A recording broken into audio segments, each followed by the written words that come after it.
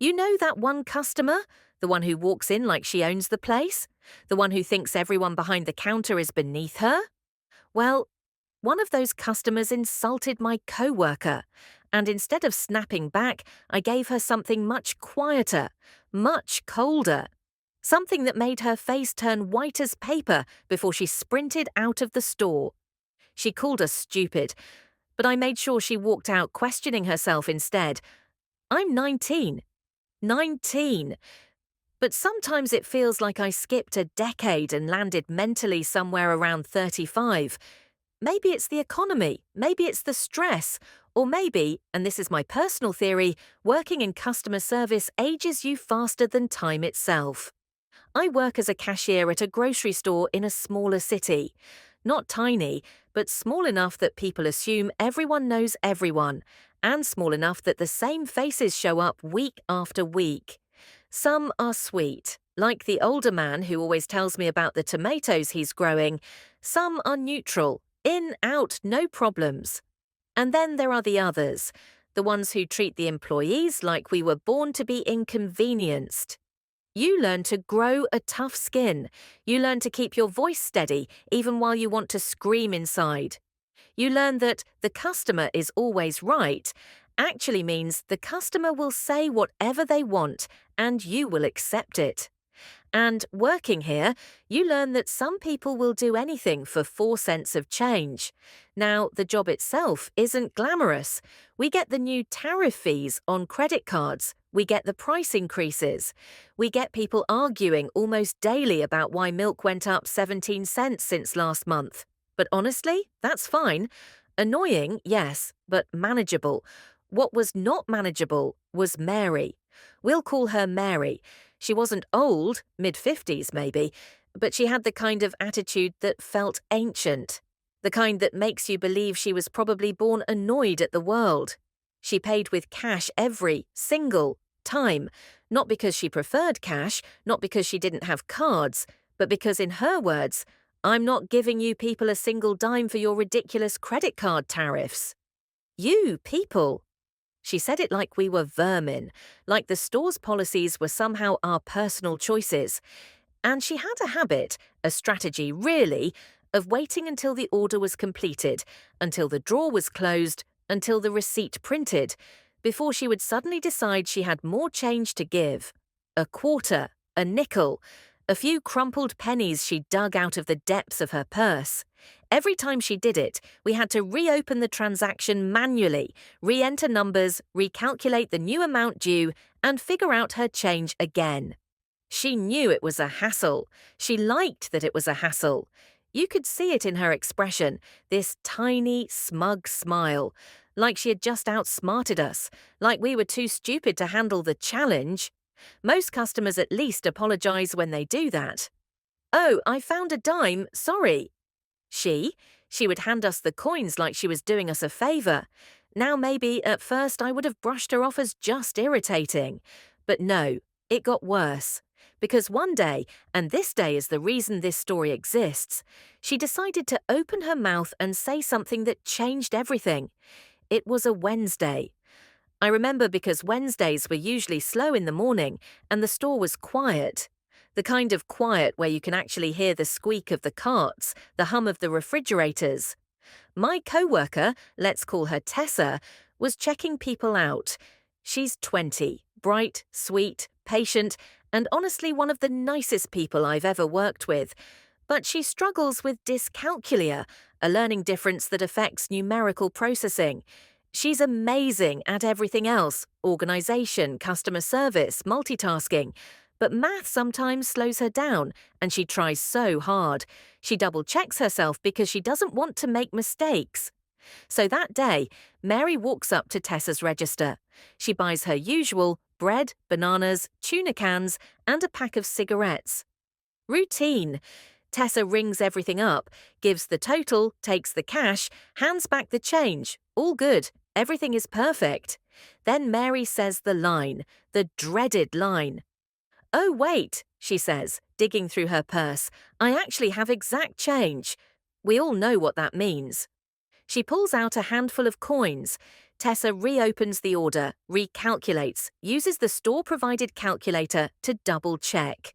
And Mary, without hesitation, without thought, without humanity, says, "That's the problem with this generation. You younger people don't know how to do basic math anymore." I heard it from 2 registers away, and I froze.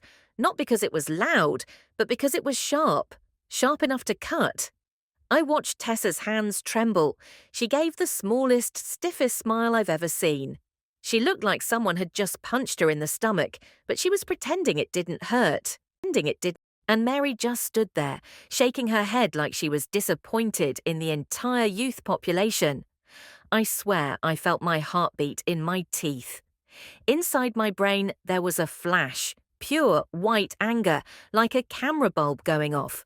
My jaw clenched. My fingers dug into the counter. Every muscle in my face tightened to hold the customer service smile. I wanted to say something. I wanted to defend her. I wanted to tell this woman exactly how ignorant and cruel she sounded. But I didn't. Not yet. Because the thing about customer service is, if we say what we want to say, we're the ones who get written up. So I watched Mary walk away, completely oblivious to the hurt she caused.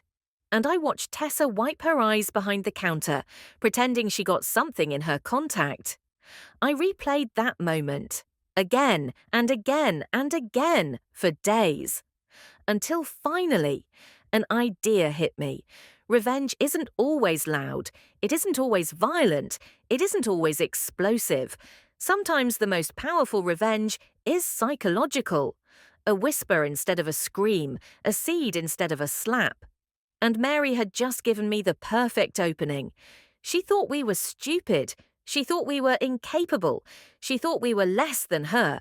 So I decided to give her a taste of fear, not harm, not danger, just pure, unsettling, shaking fear. Something that would crawl into her mind and stay there. I rehearsed my plan the way an actor rehearses a monologue. I practiced my tone, my face, my pauses, and I waited. Because with Mary, all you had to do was wait. It took 4 days, 4 long days of watching every time the door opened, wondering if she'd appear. And then she did, strutting in like the walk was invented for her personally, purse tucked under her arm, lipstick too bright. Eyes scanning the room for the least patient cashier. This time, I took her.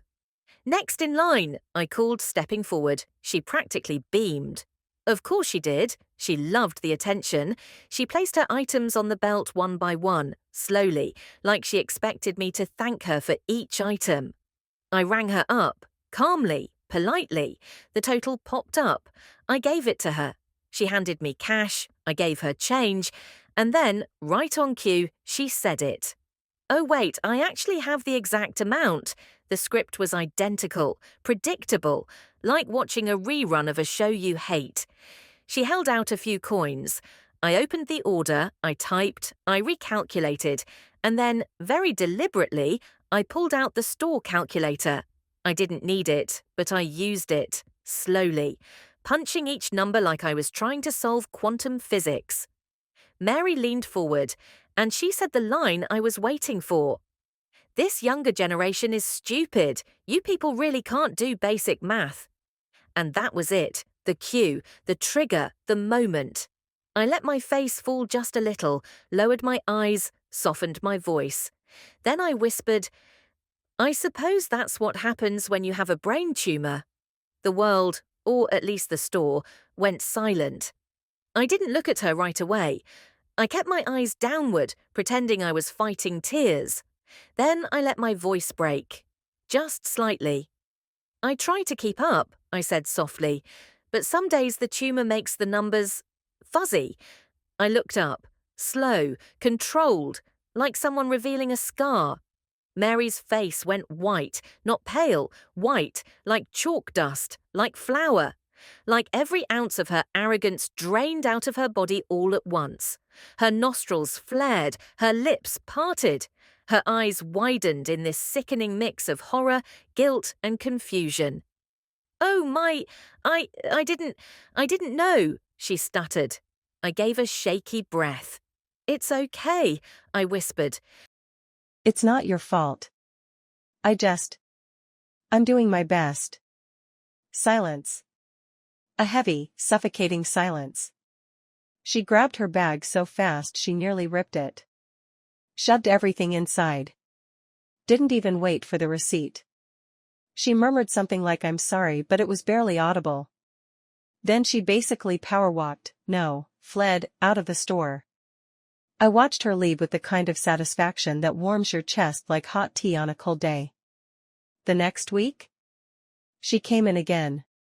But she was different. She stood in line quietly. She didn't dig through her purse. She didn't add change. She didn't make comments. She avoided eye contact with every employee. And when she paid, with cash, she didn't wait until after the order was closed. She handed me exactly what she had the first time.